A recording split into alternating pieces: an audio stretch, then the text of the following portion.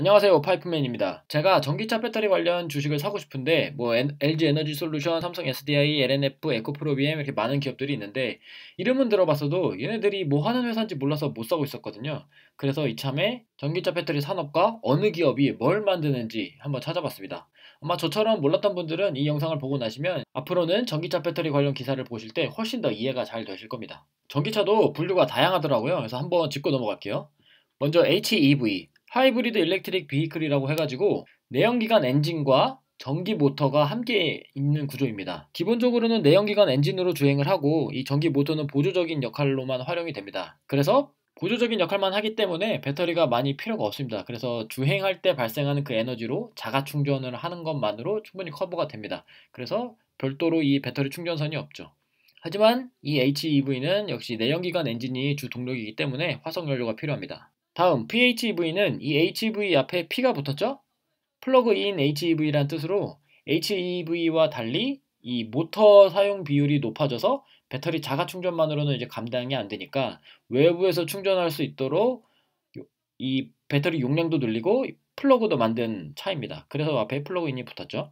하지만 역시 내연기관 엔진과 모터가 같이 구동하기 때문에 아직까지는 화석연료가 필요한 구조입니다. 그리고 BEV, 배터리 일렉트로닉 비히클 해가지고 내연기관 없이 전기 모터로만 주행하는 완전한 전기차죠. 그렇다 보니까 큰 용량의 배터리와 외부 충전할 수 있는 외부 충전선이 필요하겠죠.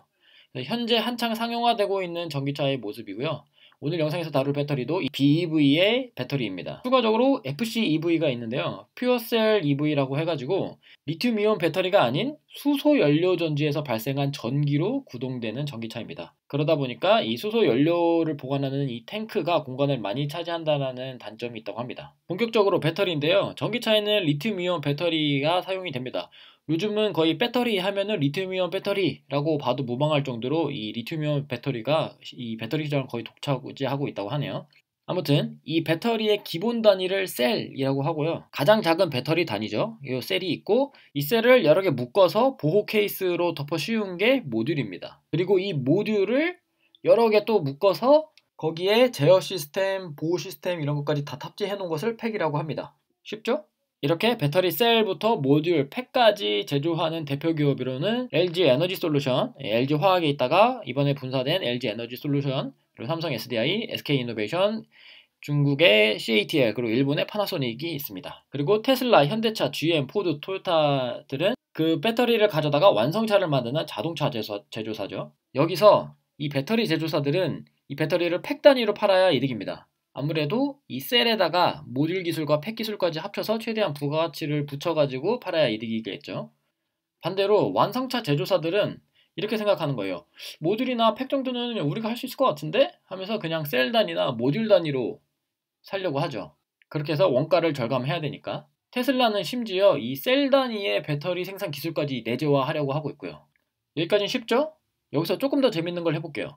양극재 기업이다, 음극재 기업이다 이런 거 들어보셨죠? 그게 무슨 말이냐면 배터리의 기본 단위인 셀은 이렇게 생겼습니다. 원리까지는 아직 알 필요는 없을 것 같고 일단 이렇게 생긴 배터리 셀을 구성하는 4대 요소가 있는데 이 4대 요소를 양극, 음극, 전해질, 분리막이라고 합니다. 전해질, 분리막은 나중에 하도록 하고 양극, 음극부터 할게요. 양극은 말 그대로 배터리의 양극, 플러스 극을 말하는 거고 그 양극을 만드는 소재를 양극재라고 합니다. 간단하게 제가 세 가지 종류로 분류해봤는데요. 먼저 LFP, 리튬 인산철이라고 하는 건데 싸고 안정적이에요. 하지만 에너지 밀도가 낮고 무겁습니다. 전기차 배터리에서 중요한 것 중에 하나가 한 번의 충전으로 얼마나 멀리 갈 수 있느냐 하는 건데 이 LFP는 에너지 밀도가 낮다 보니까 아주 많이 실어야 되고 그리고 소재 자체도 무거운데 많이 실다 보면 차가 아주 무거워지는 단점이 있습니다. 반면에 NCA는 니켈, 코발트, 알루미늄이라고 하는 건데 이 LFP보다 에너지 밀도가 높고 가볍습니다. 대신 그만큼 비싸고 덜 안정적입니다. 즉 NCA를 사용하면 전기 자동차가 더 멀리 갈 수 있긴 하지만 좀 안정성이 떨어져서 이 안정성을 어떻게 잡을 것이냐가 관건인 소재인데요. 왜 안전성이 떨어지냐? 기본적으로 이 니켈이 에너지 밀도와 관련이 있고 코발트와 알루미늄은 안정성과 관련이 있습니다. 그래서 니켈 비율이 높으면 에너지 밀도는 높아지는데 대신 그만큼 코발트와 알루미늄 비율이 낮아지니까 안정성이 떨어지게 됩니다. 근데 이 NCA는 기본적으로 니켈의 비율이 높은 소재라고 하네요. 그러다 보니 에너지 밀도는 높지만 안정성이 떨어진다 이렇게 보는 거고, NCM이라는 소재도 있는데 니켈, 코발트, 망간으로 이루어져 있습니다. 이 NCM은 이 NCA와 달리 니켈 비율을 조절할 수 있다고 해요. 즉 니켈을 적게 넣으면 에너지 밀도가 낮은 대신 안정적으로 되는 거고, 니켈을 많이 넣으면 NCA처럼 에너지 밀도가 높은 대신 덜 안정적이게 되는 거죠. 어쨌든 최근의 이슈는 이 에너지 밀도를 최대한 높여서 전기차가 한 번의 충전으로 멀리 가게 하는 거라서 이 NCM도 니켈 비율을 높이면서 안정성을 확보하는 데 주력을 하고 있다고 합니다. 게다가 이 안정성을 담당하는 코발트가 하얀 석유로 불릴 정도로 비싸고 공급이 부족하다고 해요. 기사를 보시면 가격이 니켈의 2.5배, 망간의 25배에 달한다. 엄청 비싸네요. 세계 매장량 자체도 충분치 않은 것 같고요. 심지어 세계 코발트 물량의 60% 이상을 생산하는 콩고 민주공화국의 내부적인 문제로 공급 부족이 더 심해지고 있다고 해요. 콩고 민주공화국 이름만 들어봤지 이런 역할을 하는지는 처음 알았네요. 이런 사정이다 보니까 더더욱 양극재는 니켈 비율을 높이고 코발트 비율을 줄이는 싸움이 됐습니다. 그러면 배터리 제조사들은 어떤 방향으로 가고 있을까요? LG 에너지 솔루션은 NCMA라고 해서 NCM에 알루미늄을 더한 소재로 가고 있습니다. 기존에는 NCM811이라고 해서 니켈, 코발트, 망간 비율이 8대 1대1인 소재를 썼는데, 니켈 90%에 코발트 5%에 망간에 알루미늄이 섞인 NCMA 소재를 개발하는 방향으로 가고 있습니다. 여기서 팁으로 하나 알려드리자면 NCM은 뒤에 숫자가 붙어요. NCM 622, NCM 721 이런 식으로 하면 NCM 622은 니켈, 코발트, 망간 비율이 6대 2대 2, NCM 811은 니켈, 코발트, 망간 비율이 8대 1대 1 이런 식으로 이름이 붙는데, SK 이노베이션은 NCM 9반반이라고 해서 니켈 90%, 코발 5%, 망간 5%인 소재를 개발하고 있다고 하고요. 삼성 SDI는 NCA, 아까 보셨죠? 니켈, 코발트, 알루미늄 이 소재에서 니켈 비율을 더 높이는 방향으로 가고 있는 것 같고요. 그리고 양극재는 이 회사들만 만드는 게 아닙니다. 양극재 전문 제조사가 있는데요.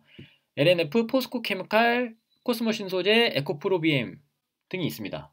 간단히 설명하면 LNF는 하이니켈 NCMA, 그러니까 니켈 비율이 높은 NCMA를 세계 최초로 상용화한 기업이고요.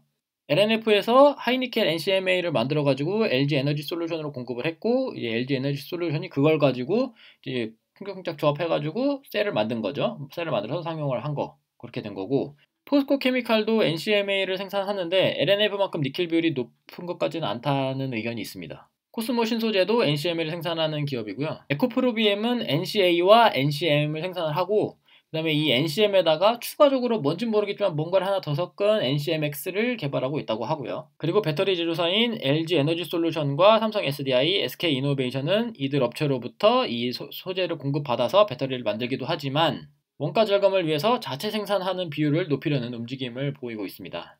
오늘은 음극재까지만 봅시다. 음극재는 훨씬 간단하게 끝나요. 양극을 만들었으니까 이제 반대인 음극도 만들어야 되겠죠? 양극재로 에너지 효율을 아무리 높인다 하더라도 이 음극이 또 받쳐줘야 제 효과를 낼 수가 있는데요. 음극재로는 현재까지 흑연만한 재료가 없다고 합니다. 하지만 이 흑연의 전기 용량이 충분치 않기 때문에 그걸로 만족할 수가 없는 상황이 됐고, 그 대체재로 떠오른 게 바로 실리콘이라고 합니다. 이 실리콘은 전기 용량이 흑연보다 아주 큰 반면에 수명이 짧다는 치명적인 단점이 있습니다. 그러니까 충전하고 방전하고 충전하고 방전하고 이거를 반복할 수 있는 횟수가 적다는 얘기죠. 흑연보다. 그러니까 금방 배터리 수명이 다 해버린다. 그런 문제가 있으니 그래서 최근에 그러면 그 두 개를 섞자. 흑연하고 실리콘을 섞자. 그래서 그런 섞는 시도를 하고 있고요.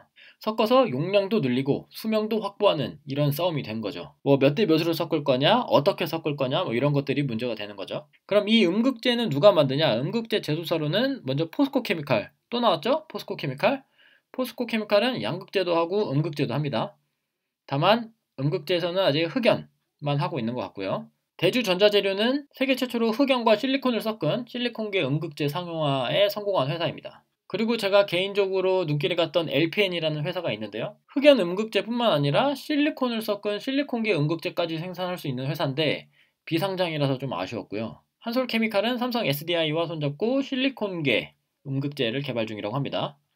배터리 제조사들은 이들로부터 음극재를 공급받아가지고 아까 보셨던 양극재랑 짬뽕 해가지고 배터리 셀을 만드는 겁니다. 자, 오늘은 여기까지고요. 전기차 배터리 관련해서 스터디할 내용은 아직 한참 남았더라고요. 배터리 4대 요소 중에 오늘 못 다룬 분리막과 전해질도 있고 여러가지 공정 기법도 있고 복잡한데 아무튼 하나씩 뽀개보도록 하겠습니다.